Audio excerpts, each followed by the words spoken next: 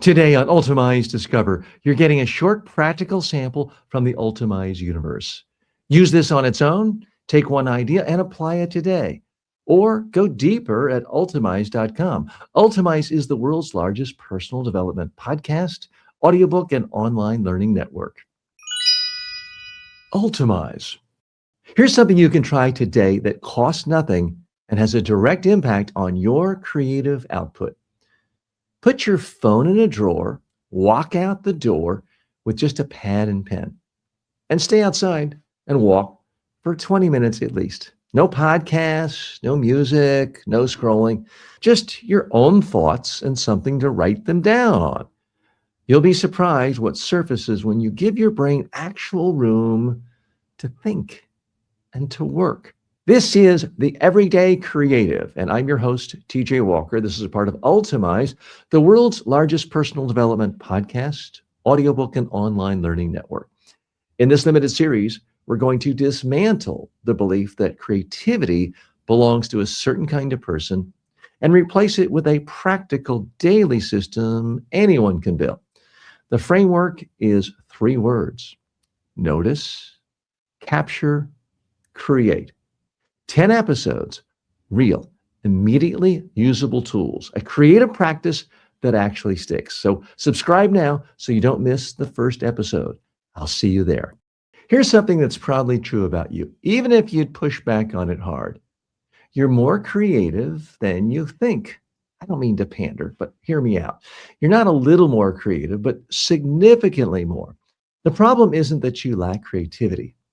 It's that you've never been given a practical daily system for producing it.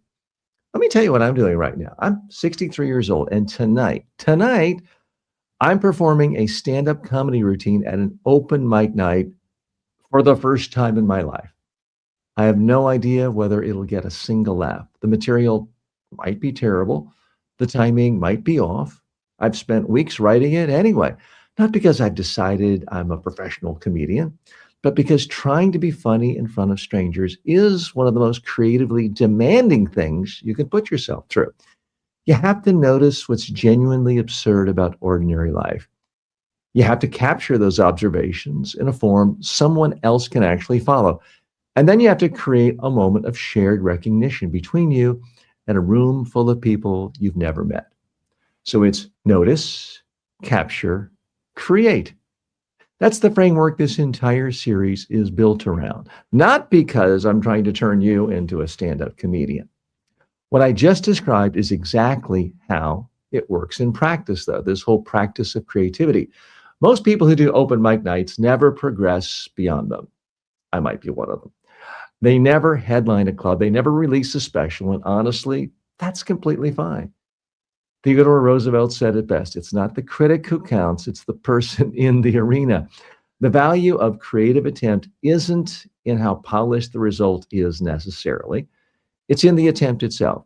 You don't have to be good at something new to benefit from trying it. You just have to actually try. Here's what I want to challenge before we go any further. Most people who call themselves not creative have confused 2 very different things: having a creative skill and having a creative practice. A creative skill is something developed over time: writing, drawing, designing, performing. A creative practice is simply the habit of doing creative things regularly, whether you're good at them yet or not. You can have an extraordinary creative practice without much creative skill at all. In fact, that's exactly how creative skill gets built in the first place. Creativity is not a talent, not a gene you either inherited or didn't. It's a behavior, a set of daily actions that, done consistently, produce a steady output of new ideas, new connections, and new ways of solving old problems. If you're doing those actions, you feel creative. If you're not doing them, you don't. That's not a motivational claim. It's just how the mechanism works. The notice, capture, create framework gives you a simple 3-step daily structure. You notice. You pay deliberate attention to what's interesting, surprising, or slightly off about the world around you. You capture.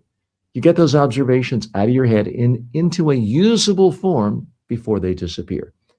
And they will disappear quickly. Then you make something from what you've collected, even if it's small, even if it's rough, even if it doesn't get a single laugh. Here's what the research on creative consistency shows. Creative output is a function of creative input and creative practice, not, I repeat, not of raw creative talent. The people who feel most creatively alive aren't more gifted than the people who feel creatively stuck. They're simply doing specific things every day that the stuck people aren't doing. Those things are learnable, they're teachable, and you're going to have all of them before this series is done. In our next session, we're going to look directly at where the I'm not creative belief comes from, because you didn't arrive at that belief by accident. And understanding how it got built is the first step toward taking it apart.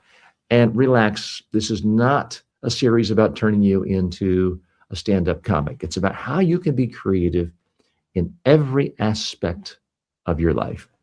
Notice, capture, create. The framework we introduced in the first session applies directly to this one, because this session is about the daily habit that makes that framework real instead of just theoretical. The most powerful thing I've ever done for my creative output has nothing to do with talent, training, or inspiration. Here's what I did. I started putting my phone in a drawer once a day, walking out the door with nothing but a notepad and a pen, and walking around for about an hour. No podcasts, no music, no set destination, just walking and thinking and writing down whatever surfaced. The results surprised me. That single daily practice done consistently generated hundreds of course ideas, ideas that became the financial engine of my business and the foundation of my own financial security. Not because the walks were magical, because my brain, cut off from external input and given nothing else to do, had no choice but to generate its own material. The notice step in the notice, capture, create framework works best when there's genuine space to notice something. The walk created that space every single day. I also do a few shorter daily practices that keep the creative muscle warm. Every day I do one doodle on a doodle app, not because the doodles are good, I'm not going to show them to you, but because making something visual daily matters more than the quality of what gets made. It sends a little reminder to my brain, hey, you're creative. Every day I also go to a word app and learn one new word, not because I even want to impress anyone with my vocabulary or even use it. Every day I journal, not a polished essay, just observations, questions, and things that caught my attention. These three habits take maybe 5 minutes combined. Together with the walk, they form a daily creative practice that means the creative part of my brain is never starting cold. Here's the key insight behind all of it. Creativity works like a muscle, not like a faucet. A faucet you can ignore until you need it. A muscle atrophies when you don't use it, and it strengthens when you do use it. People who feel uncreative on demand are usually people who only ask the creative muscle to perform without training it. They sit down to generate ideas and get nothing. And they take that as confirmation that they're not creative. What it actually confirms is that the daily practice isn't there yet.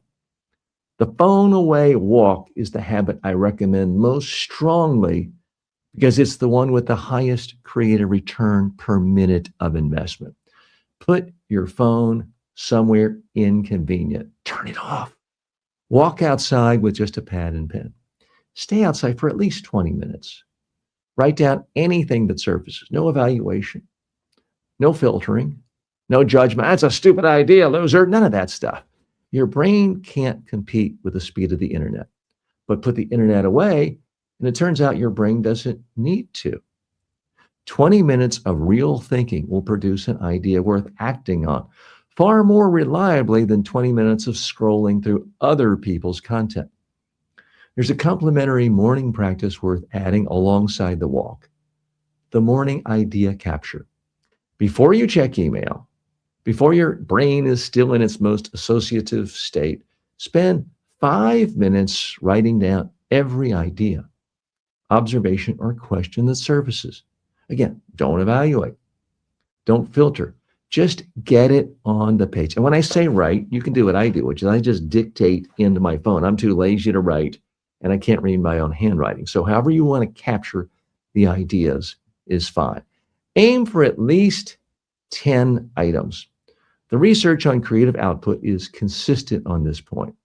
Volume of idea generation predicts quality of output far better than any attempt to produce only high quality ideas from the start. You need the raw material pipeline running daily. This is how you build it. In our next session, we're going to focus specifically on the capture side of the framework because the daily habit generates ideas.